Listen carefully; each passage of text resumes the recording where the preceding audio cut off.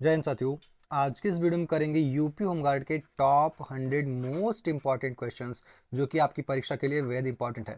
यदि आपने परीक्षा से पहले इस वीडियो पर क्लिक किया है तो अंत तक देख के जाइएगा, आपको 10 से 15 नंबरों का जो है अवश्य लाभ होगा। तो चलिए देखते हैं। आपका पहला सवाल है, भारत में नीली क्रांति किससे संबंधित है?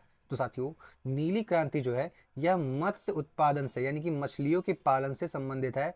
ऑप्शन बी आपका जो है यहाँ पे बिल्कुल ही राइट आंसर हो जाएगा। चलिए अगला प्रश्न है आपका, मानव शरीर की सबसे छोटी हड्डी कौन सी है? तो आपका राइट आंसर हो जाएगा जो स्टेपीज है, यह मानव शरीर की सबसे छोटी हड्डी हो जाएगी। अगला प्रश्न होगा आपका, प्राकृतिक गैस का मुख्य घटक कौन सा है? तो आपका राइट आंसर जो होगा साथियों मीथेन। मीथेन जो होता है वह प्राकृतिक गैस का जो है मुख्य घटक होता है। अगला प्रश्न देखिएगा, भारत की प्रथम महिला भारत रत्न प्राप्तकर्ता कौन थी? तो आपका बिल्कुल राइट आंसर हो जाएगा यह इंदिरा गांधी जी थी। कौन थी?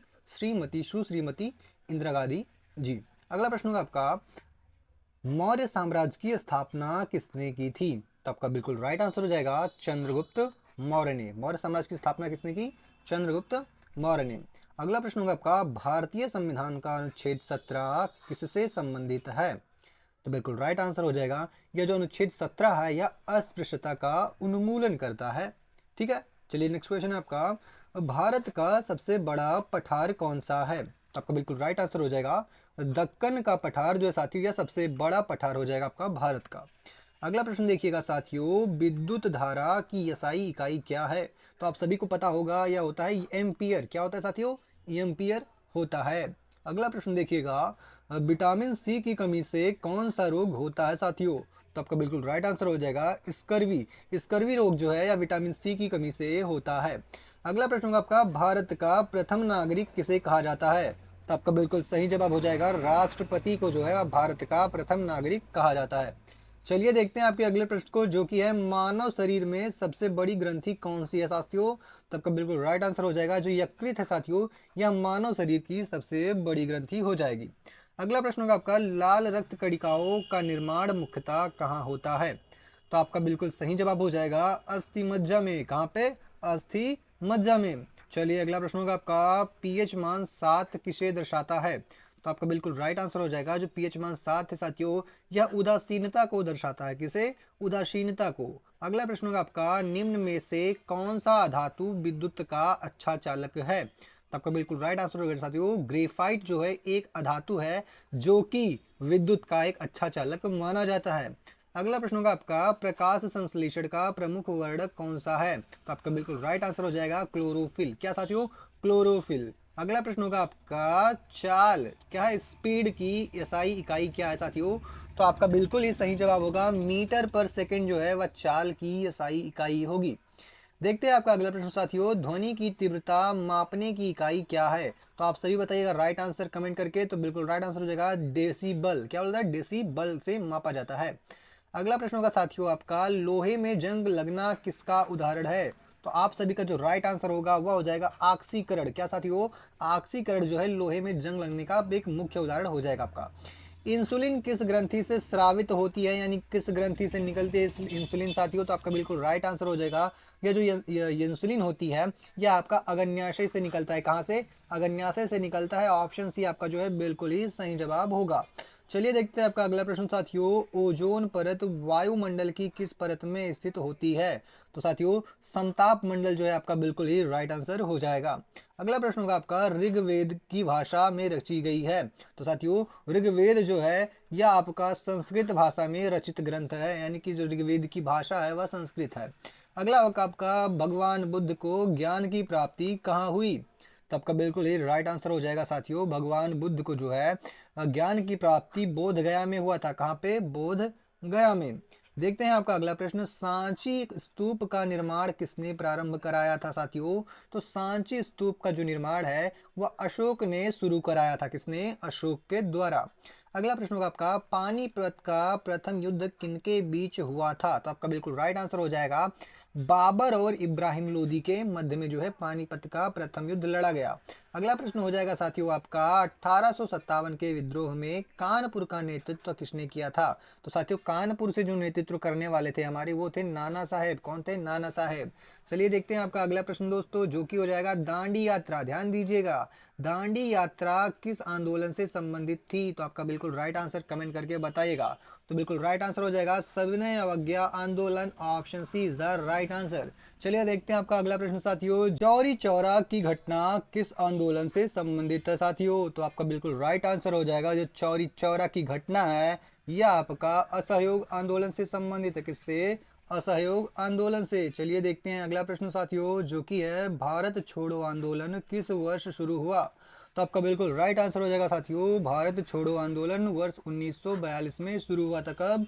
वर्ष 1942 में। चलिए देखते हैं आपका अगला प्रश्न साथियों, अशोक के अधिकांश शिलालेख किस लिपि में हैं? तो साथियों अशोक के जो अधिकांश शिलालेख हैं यह आपके ब्राह्मी लिपि में लिखे गए हैं। कैसी? ब्राह्मी लिपि में। ऑप्शन बी आपका जो है बिल्कुल ही राइट आंसर हो जाएगा। चलिए नेक्स्ट क्वेश्चन देखिएगा, जजिया कर जो है किस प्रकार का कर था?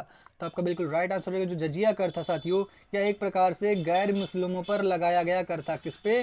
गैर मुस्लिमों पर लगाया गया कर था। अगला प्रश्न होगा आपका, भारत के राष्ट्रपति को पद की शपथ कौन दिलवाता है?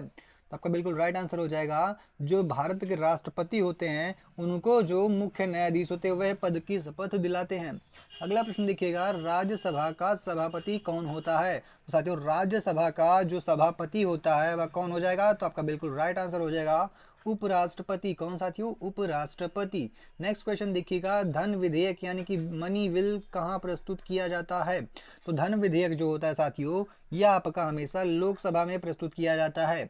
चलिए अगला प्रश्न होगा आपका मौलिक अधिकार। ध्यान दीजिएगा, मौलिक अधिकार भारतीय संविधान के किस भाग में है? तो आपका बिल्कुल राइट आंसर हो जाएगा या भाग 3 में है। मौलिक अधिकारों का जो प्रबंधन है वह संविधान के भाग 3 में किया गया है। अगला प्रश्न होगा आपका मौलिक कर्तव्य किस अनुच्छेद में दिए गए हैं? तो आपका बिल्कुल राइट आंसर हो जाएगा साथियों जो मौलिक कर्तव्य हैं यह आपके अनुच्छेद 51A में दिए गए हैं। कहाँ पे? अनुच्छेद 51A में। अगला प्रश्न देखिएगा, भारत निर्वाचन आयोग का उल्लेख किस अनुच्छेद में है? तो भारत के निर्वाचन आयोग का उल्लेख जो साथियों अनुच्छेद 324 में किया गया है। अगला प्रश्न देखिएगा साथियों, संविधान संशोधन की प्रक्रिया किस अनुच्छेद से संबंधित है? तो संविधान संशोधन की जो प्रक्रिया है साथियों यह आपका अनुच्छेद 368 से संबंधित हो जाएगा। ऑप्शन सी आपका बिल्कुल ही राइट आंसर होगा। नेक्स्ट क्वेश्चन देखिएगा, वेरी वेरी इंपॉर्टेंट, पंचायतों का संवैधानिक प्रावधान किस संशोधन से हुआ था? तो साथियों पंचायतों का जो संवैधानिक प्रावधान है यह आपका साथियों 73वें संविधान संशोधन के द्वारा, किसके द्वारा? 73वें संविधान संशोधन के द्वारा हुआ था। नेक्स्ट क्वेश्चन देखिएगा साथियों, नगर पालिकाओं का संवैधानिक प्रावधान के संशोधन के द्वारा किया गया था? तो आपका बिल्कुल राइट आंसर कमेंट करके बताइएगा। तो यह आपका 74वें संविधान संशोधन के द्वारा किया गया। ऑप्शन बी आपका जो है बिल्कुल ही राइट आंसर होगा यहाँ पे। नेक्स्ट क्वेश्चन देखिएगा, नीति निदेशक तत्व जिसको हम डीपीएसपी बोलते हैं संविधान के किस भाग में है साथियों? तो आपका बिल्कुल राइट आंसर हो जाएगा यह भाग 4 में है। कहाँ पे? संविधान के भाग 4 में डीपीएसपी दिए गए हैं। ठीक है, चलिए नेक्स्ट क्वेश्चन देखिएगा, भारत की सबसे लंबी नदी कौन सी है दोस्तों? तो भारत की सबसे लंबी नदी जो है वह गंगा नदी हो जाएगी जिसकी लंबाई साथियों भारत में 25-25 किलोमीटर है। कितनी कितनी? 25-25 किलोमीटर हो जाएगी। ठीक है, चलिए नेक्स्ट क्वेश्चन देखिएगा साथियों, भारत में सर्वाधिक वर्षा वाला स्थान कौन सा माना जाता है? तो आपका बिल्कुल राइट आंसर हो जाएगा यह माना जाता है मानसिन राम। क्या माना जाता है? मानसिन राम। चलिए अगला प्रश्न देखिएगा, थार मरुस्थल मुख्यतः किस राज्य में स्थित है साथियों? तो थार मरुस्थल जो है यह मुख्यतः आपका राजस्थान में स्थित है। कहाँ पे? राजस्थान में। नेक्स्ट क्वेश्चन देखिएगा, पश्चिमी घाट किस तट के समानांतर स्थित है साथियों? तो जो पश्चिमी घाट है यह आपका किस तट के समानांतर हो जाएगा? तो बिल्कुल राइट आंसर हो जाएगा साथियों यह आपका अरब सागर के। किसके? अरब सागर के। बिल्कुल राइट आंसर हो जाएगा आपका। नेक्स्ट क्वेश्चन देखिएगा दोस्तों, नर्मदा नदी किस दिशा में बहती है? तो आपका बिल्कुल राइट आंसर हो जाएगा नर्मदा नदी जो होती है साथियों यह पूरब से पश्चिम की ओर बहने वाली एक प्रमुख नदी है। ठीक है, ध्यान दीजिएगा आप लोग, गोदावरी नदी को किस नाम से भी जाना जाता है? यानी गोदावरी नदी का जो है अन्य नाम क्या हो जाएगा? तो आपका बिल्कुल राइट आंसर होगा दक्षिण की गंगा। यानी गोदावरी नदी को जो है दक्षिण की गंगा भी कहा जाता है। ध्यान दीजिएगा, गंगा नदी का उद्गम कहाँ से होता है साथियों? तो गंगा नदी का जो उद्गम है यह गंगोत्री हिमनद से होता है, यानी गंगोत्री ग्लेशियर से होता है। अगला प्रश्न होगा आपका, भारत का सबसे बड़ा डेल्टा कौन सा है साथियों? तो सुंदरवन डेल्टा, आपको ऑप्शन में मिल जाएगा सुंदरवन डेल्टा, बिल्कुल ही सही जवाब हो जाएगा। नेक्स्ट क्वेश्चन देखिएगा, भारत का सबसे बड़ा राज्य क्षेत्रफल की दृष्टि से कौन सा है साथियों? तो आपका बिल्कुल राइट आंसर होगा, भारत का सबसे बड़ा क्षेत्रफल के अनुसार राज्य हो जाएगा राजस्थान। कौन सा? राजस्थान। अगर राजस्थान के बाद में बात करें तो साथियों आपका हो जाएगा मध्य प्रदेश। कौन सा? मध्य प्रदेश दूसरे नंबर पे आता है, महाराष्ट्र आपका तीसरे नंबर पे आता है, और चौथे नंबर पे आ जाता है आपका उत्तर प्रदेश प्यारा सा। ठीक है, तो पहले पे कौन सा है? राजस्थान। ध्यान दीजिएगा। चलिए नेक्स्ट क्वेश्चन देखिएगा साथियों, भारत की सबसे लंबी तटीय रेखा किस राज्य की है? तो आपका बिल्कुल जो राइट आंसर होगा साथियों कमेंट करके बताइएगा। तो राइट आंसर हो जाएगा गुजरात। गुजरात की जो तट रेखा है साथियों अब तक की सबसे लंबी तट रेखा मानी गई है। नेक्स्ट क्वेश्चन देखिएगा, मुद्रास्फीति यानी इन्फ्लेशन का सामान्य अर्थ क्या होता है?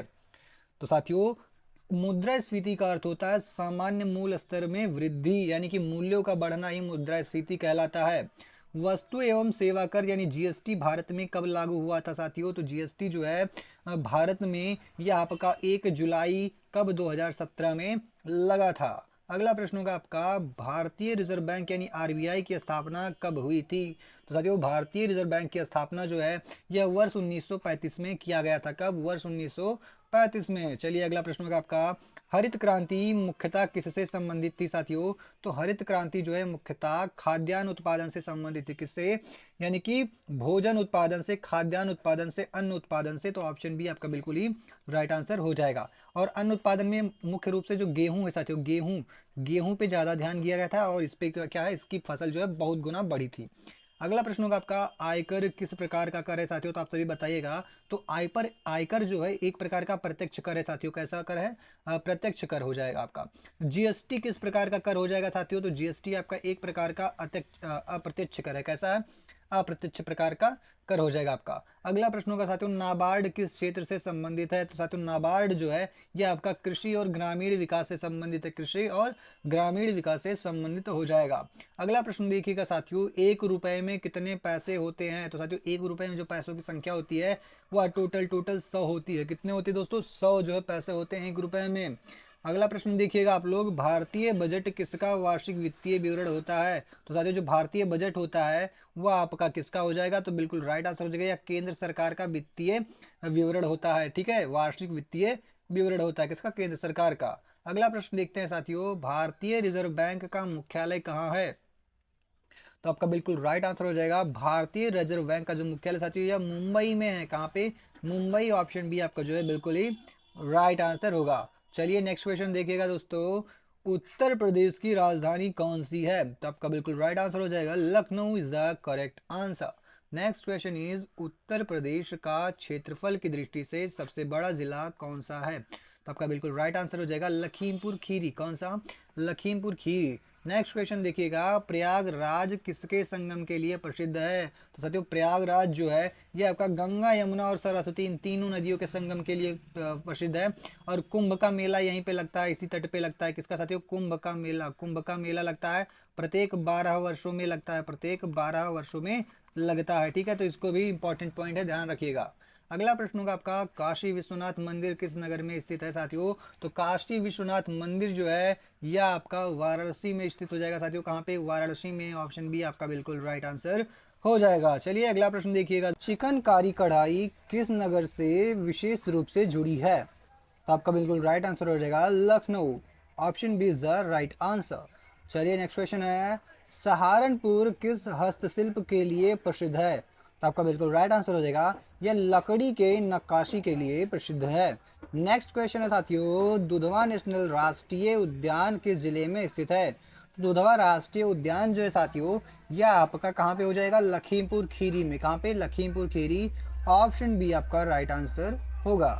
चलिए आप अगला प्रश्न बताइए, उत्तर प्रदेश दिवस कब मनाया जाता है? तो साथियों उत्तर प्रदेश दिवस जो है आपका यह 24 जनवरी को मनाया जाता है। क्यों मनाया जाता है? क्योंकि 24 जनवरी का कब? 24 जनवरी 1950 को जो है उत्तर प्रदेश का जो है गठन किया गया था, इसीलिए जो है उत्तर प्रदेश दिवस जो है 24 जनवरी को प्रत्येक वर्ष मनाया जाता है। अगला प्रश्न देखिएगा, भदोही किसके लिए प्रसिद्ध है साथियों? तो जो भदोही है आपका, या किसके लिए प्रसिद्ध हो जाएगा? तो आपका बिल्कुल राइट आंसर हो जाएगा कालीन उद्योग के लिए। भदोही जो है कालीन उद्योग के लिए आपका बहुत ही फेमस है। अगला प्रश्न देखिएगा, उत्तर प्रदेश उच्च न्यायालय की मुख्य पीठ कहाँ पे स्थित है? तो साथियों उत्तर प्रदेश उच्च न्यायालय की जो मुख्य पीठ है यह आपका प्रयागराज में है। कहाँ पे? प्रयागराज में। और जो खंड पीठ है वह लखनऊ में स्थित है। ठीक है, चलिए नेक्स्ट क्वेश्चन देखिएगा आपका, कथक नृत्य मुख्यतः किस प्रदेश से जुड़ा है साथियों? तो कथक नृत्य जो है यह आपका मुख्य रूप से उत्तर प्रदेश से जुड़ा हुआ है। कहाँ से? उत्तर प्रदेश से। अगला प्रश्न होगा आपका, उत्तर प्रदेश का राजकीय पशु कौन सा है साथियों? तो बारहसिंगा जो है आपका उत्तर प्रदेश का राजकीय पशु हो जाएगा। अगला प्रश्न होगा आपका, उत्तर प्रदेश का राजकीय पक्षी कौन सा है साथियों? तो उत्तर प्रदेश का जो राजकीय पक्षी है वह सारस अथवा क्रेन हो जाएगा। ऑप्शन बी आपका जो है बिल्कुल ही राइट आंसर होगा। चलिए अगला प्रश्न होगा आपका, उत्तर प्रदेश का राजकीय वृक्ष कौन सा है साथियों?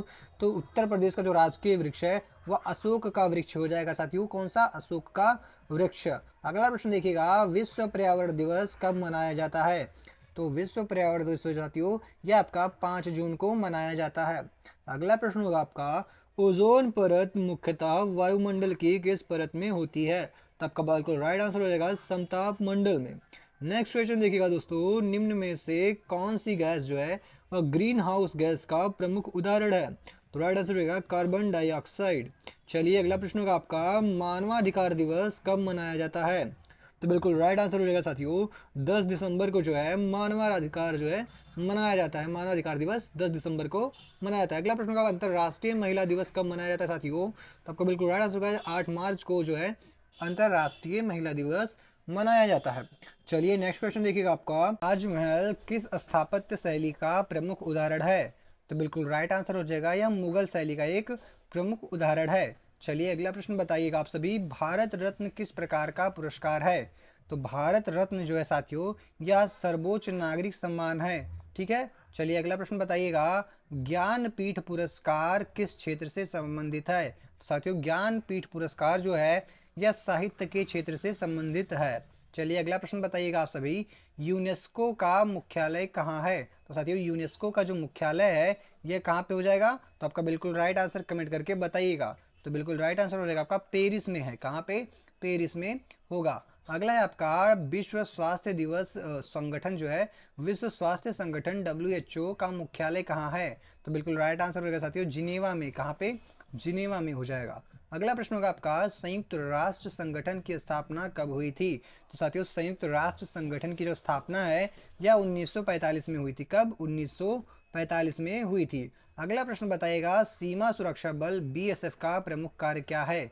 तो सीमा सुरक्षा बल BSF का जो प्रमुख कार्य है साथियों वह स्थल सीमा की सुरक्षा करना है। क्या है? स्थल सीमा की सुरक्षा करना।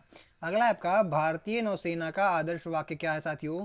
तो भारतीय नौसेना का जो आदर्श वाक्य है वह हो जाएगा शम नो वरुणा। क्या? शम नो वरुणा। ऑप्शन बी आपका जो है बिल्कुल राइट आंसर होगा।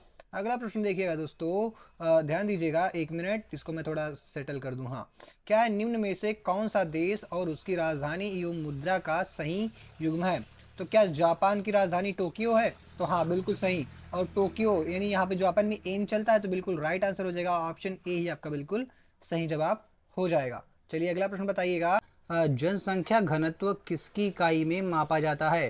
तो साथियों जनसंख्या घनत्व है इसकी इकाई क्या होती है? तो यह होता है व्यक्ति प्रति वर्ग किलोमीटर, यानी 1 वर्ग किलोमीटर में कितने व्यक्ति रहते हैं यह बताता है आपका जनसंख्या घनत्व। अगला प्रश्न होगा साथियों आपका, राग दरबारी के लेखक कौन है? तो साथियों राग दरबारी के जो लेखक है वो श्रीलाल शुक्ल है। कौन है? श्रीलाल शुक्ल हैं। अगला प्रश्न आपका बताइएगा, यूनियन बजट 2025-26 के ऑफिशियल स्पॉटलाइट में कृषि को किस रूप में बताया गया है? तो आपका बिल्कुल राइट आंसर हो जाएगा साथियों, कृषि को जो है प्रथम इंजन ऑफ डेवलपमेंट के रूप में बताया गया है। अगला प्रश्न बताइएगा आप सभी, 1 जुलाई 2025 को अप्रूव्ड रोजगार प्रोत्साहन योजना का नाम क्या रखा गया है? तो साथियों यह आपका बिल्कुल राइट आंसर हो जाएगा प्रधानमंत्री विकसित भारत रोजगार योजना। चलिए अगला प्रश्न आप सभी बताइएगा। सारे करंट्स के जो वेरी वेरी इंपॉर्टेंट क्वेश्चन हैं वही है यहाँ पे। अगला है आपका पीएम विकसित भारत रोजगार योजना के लाभ किन रोजगारों पर लागू होंगे, तो आप सभी कमेंट करके बताइएगा। तो बिल्कुल राइट आंसर हो जाएगा 1 अगस्त 2025 से 31 जुलाई 2027 तक के रोजगारों पर। ठीक है, चलिए अगला प्रश्न बताइएगा। 2025 यूएन ओशियन कॉन्फ्रेंस कहाँ आयोजित हुई, तो आपका बिल्कुल राइट आंसर कमेंट करके बताइएगा। तो हो जाएगा नीस, फ्रांस में हो जाएगा। Option B is the right answer. चलिए अगला प्रश्न बताइएगा साथियों। यूएन देखिएगा 2025 का यूएन पब्लिक सर्विस फोरम कहाँ आयोजित हुआ था, तो आपका बिल्कुल राइट आंसर कमेंट करके बताइएगा। तो यह हो जाएगा बिल्कुल राइट आंसर समरकंद उज्बेकिस्तान में हुआ था। Option A is the right answer. चलिए अगला प्रश्न बताइएगा आप सभी। संयुक्त राष्ट्र ने 2025 को किसका इंटरनेशनल ईयर घोषित किया है, तो आप सभी कमेंट करके बताइएगा। तो बिल्कुल राइट आंसर हो जाएगा साथियों जंगल। क्या हो जाएगा, जंगल। Option C is the right answer, जंगल को। नेक्स्ट क्वेश्चन बताइएगा आप सभी। 2025 high level political forum on sustainable development किन तिथियों में आयोजित हुआ था, तो आपका बिल्कुल राइट आंसर हो जाएगा साथियों याद 14 से 23 जुलाई 2025 के मध्य में जो है आयोजित किया गया। अगला प्रश्न आप सभी बताइएगा। PM young authors mentorship scheme का 2025 में कौन सा संस्करण लॉन्च हुआ, तो आपका बिल्कुल राइट आंसर कमेंट करके बताइएगा। तो यह हो जाएगा तीसरा, युवा 3.0। क्या साथियों, युवा 3.0। ठीक है, तो चलिए नेक्स्ट क्वेश्चन बताइएगा आप सभी। क्या है कि दिसंबर 2025 में हुई इंडियन ओमान बिजनेस फोरम बैठक जो है वह किस देश की यात्रा से जुड़ी है, तो आपका बिल्कुल राइट आंसर कमेंट करके बताइएगा। तो यह हो जाएगा ओमान से। कहाँ से, ओमान से। ऑप्शन बी आपका जो है बिल्कुल ही राइट आंसर हो जाएगा। अब हम आ गए हैं आखिरी प्रश्न पे साथियों, जो कि बेहद इंपॉर्टेंट है। आप सभी बताइएगा। Indian Maldives joint vision for comprehensive economic and maritime, क्या है, मैरीटाइम सिक्योरिटी पार्टनरशिप किस देश के राष्ट्रपति की यात्रा के दौरान अपनाया गया, तो आपका बिल्कुल राइट आंसर कमेंट करके बताइएगा। तो यह हो जाएगा मालदीव के। कहाँ पे, मालदीव के। ऑप्शन बी आपका बिल्कुल राइट आंसर होगा। तो साथियों यहीं पे हमारी जो है टॉप 100 वीडियो की सीरीज समाप्त होती है। और आपने 100 में से कितने प्रश्नों को सही किया है आप लोग कमेंट करके बताइएगा। और नेक्स्ट वीडियो आपको किस टॉपिक पे चाहिए आप सभी बताइए, मैं उस पर लाऊंगा वीडियो। ठीक है, मिलते हैं नेक्स्ट वीडियो में, तब तक के लिए जय हिंद दोस्तों।